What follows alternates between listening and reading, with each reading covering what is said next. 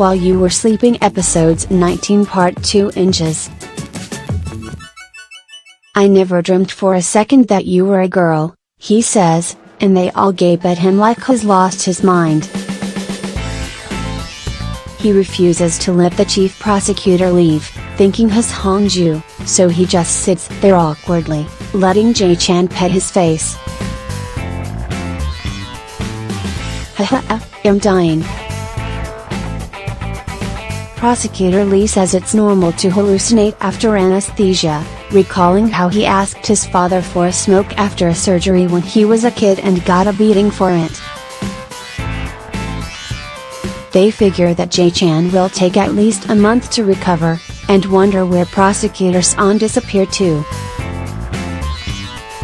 The Archer's father is still unconscious, and the detectives outside his hospital room are amused when a precocious little boy asks them about the suspect using very professional jargon.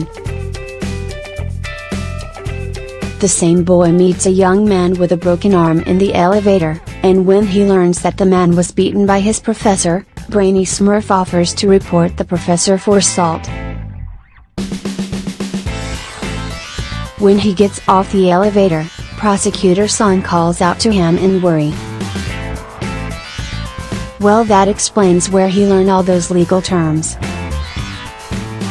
Brainy Smurf just coolly offers his mom a fist bump, and the young man with a broken arm watches them hug with a smile. They're adorable. At school, the bullies sit down next to someone at lunch as if nothing happened, now that his brother is publicly in the right and the Archer's father is the lunatic gunman. But someone just picks up his tray and moves over to the next table without a word, choosing to sit without Castigo instead. Woo-tak arrives at the prosecutor's office in uniform, and he and Yoo-bum are questioned at the same time regarding the shooting. He-minutes and Chief Choi present Yoo-bum with the pictures that he sent to the Archer's father, but he shows zero remorse, pointing out that he wasn't wrong about Woo-tak and Jae-chan being friends. Woo-tak admits that they're friends, and that he told Jae-chan that Hak-young would never kill anyone. But he says that Jae-chan refused to be convinced by anything other than evidence, enough to make him a little upset about it. Yoo-bum asks them to think about it from the father's point of view, asking how he wouldn't go crazy to find out that the prosecutor let his daughter's killer go free because he was a friend of a friend. Chief Choi argues that they had evidence, but Yoo-bum's immediate response is, it could have been fabricated. He says it takes nothing for a prosecutor to change some evidence and drop a charge, and Woo-tak turns to look at him curiously and asks if that's possible. Yoo-bum replies proudly, why wouldn't a prosecutor be able to do that? Woo-tak asks he-minutes if a prosecutor can do that, and she says, no, that's something I can't even imagine doing. She asks Yoo-bum pointedly if that's what he did when he was a prosecutor, and he realizes his slip and laughs to cover it up. Woo-tak asks with a smile if that's why Yoo-bum gave his client those pictures, because he assumed Jae-chan fabricated evidence like he used to do. Yoo-bum realizes he's been cornered and asks why this feels like an interrogation when he committed no crime, pointing out that he's not the one who pulled the trigger. He-minutes says that he can't be charged with anything legally, but that a person almost died, and as a prosecutor she can't just sit by without finding out why he was shot and leaving a record of what kind of person Yoo-bum is. From the observation room, the other three Sunbeam prosecutors watch, and they note that Yoo-bum is a frightening person, and that the Archer's father might have pulled the trigger, but it feels like Yoo-bum is the one who committed a crime. Seriously. On his way out, Yoo-bum asks Chief Choi if he doesn't want to come work at his law firm, saying that he doesn't like how he always appears like the bad guy when they meet like this.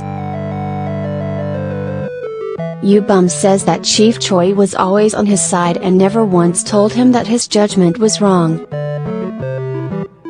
Chief Choi says he's right about that, adding, "That's why I'm scared and that I may have aided and abetted back then." Yoo-bum looks shocked by that answer, and from a distance, Woo-tak watches them with a pensive look. Hong-ju comes to visit Jae-chan at the hospital, but finds his room empty. She hurriedly puts some makeup on while she waits, but then hears him approach while she's only got one eye done, and hides herself behind a curtain to finish the other eye. Jae-chan comes in with someone and he minutes, and refuses to believe that he called the chief prosecutor a woman in his drug-induced stupor. He minutes suggests moving hospitals, and tells him that the shooter was admitted here, of all places. But Jae-chan says that's convenient and wants to go there right now to ask the man why he shot him. He minutes says they already know why, but Jae-chan asks if being angry is a reason to shoot and kill a person.